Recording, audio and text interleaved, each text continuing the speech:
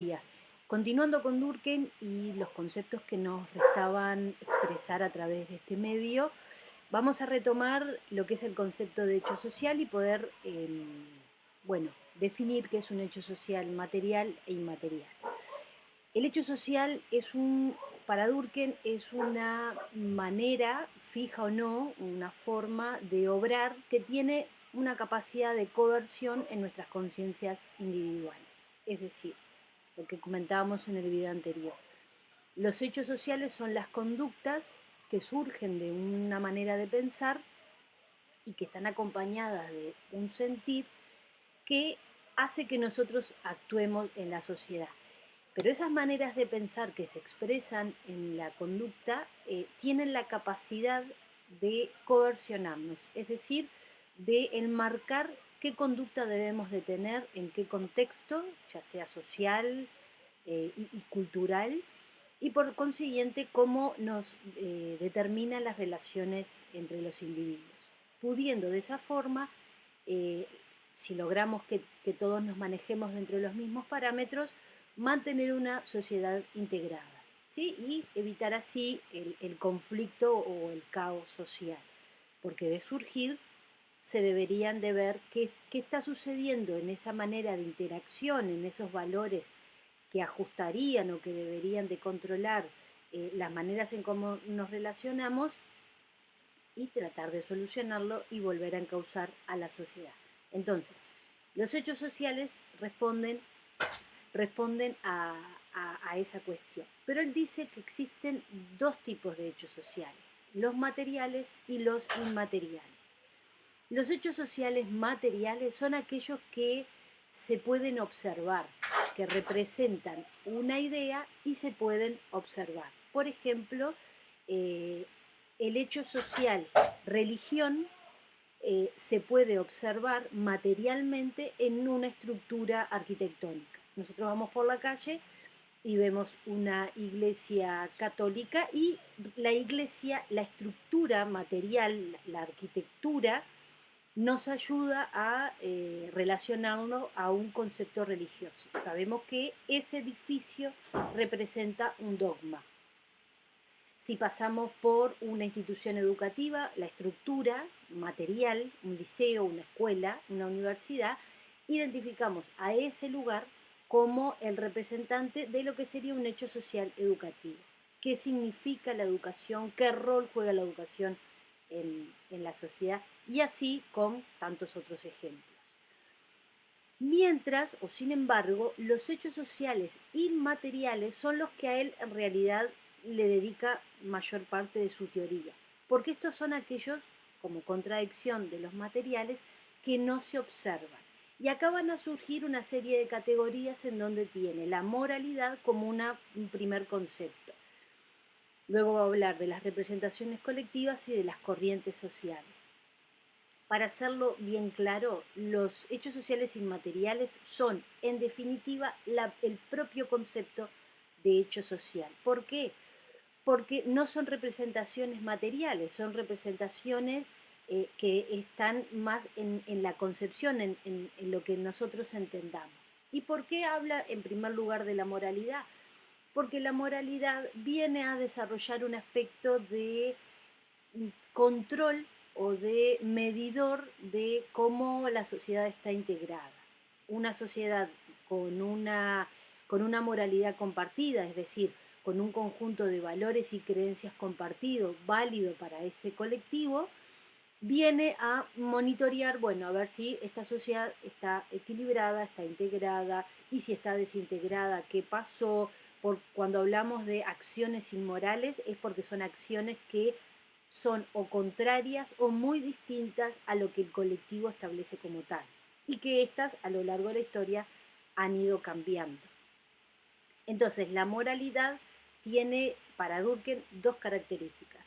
Una, y respeta su metodología, puede ser estudiada de manera empírica, es decir, en la práctica. Uno puede observar cómo afecta la moralidad en nuestra vida cotidiana, cuando nosotros emitimos determinados comentarios o cuando nosotros actuamos de determinada forma ante hechos que nos parecen inmorales. y por otro lado controla o incide en las conciencias individuales. Y la moral importa cuando se expresa en colectivo. Este autor, remarcamos esto, lo comentamos en videos anteriores, la actitud individual, la conciencia individual, lo que a ti como persona te parezca moral e inmoral, pierde sentido y lo cobra cuando colectivamente compartimos esa inmoralidad, ¿sí? Cuando colectivamente rechazamos fenómenos o situaciones que se den cotidianamente, cuando colectivamente marcamos que una persona no ceda el asiento en el ómnibus o cuando colectivamente juzgamos un hecho de violencia intrafamiliar. ¿Sí? Yo individualmente puedo pensar en mi hogar que está mal, que no es lo correcto, pero va a cobrar sentido cuando colectivamente lo compartamos. Y de esa forma, si colectivamente compartimos, a la persona que ejerce violencia es a la persona que vamos a hacer sentir que está fuera de la norma, que no comparte nuestros valores, que no comparte nuestra manera de pensar. Por consiguiente, aquí la equivocada o el equivocado sos tú y no nosotros. Esto nos lleva a las representaciones colectivas. Las representaciones colectivas es justamente lo que compartimos colectivamente sobre algo. Si yo en este momento les mostrase un rosario, podemos o no saber mucho o poco de religión. Sin embargo, muy probablemente todos y todas vamos a compartir que ese objeto, que es una representación, nos está dando una idea de una creencia, de un símbolo que representa a una creencia religiosa. Si yo les pusiese la Constitución, el libro representa una idea colectivizada. Sabremos más o menos de derecho, sin embargo, todos llegaríamos a entender y compartiríamos principalmente que ese es un texto en donde existen normas que regulan o que estructuran a un Estado.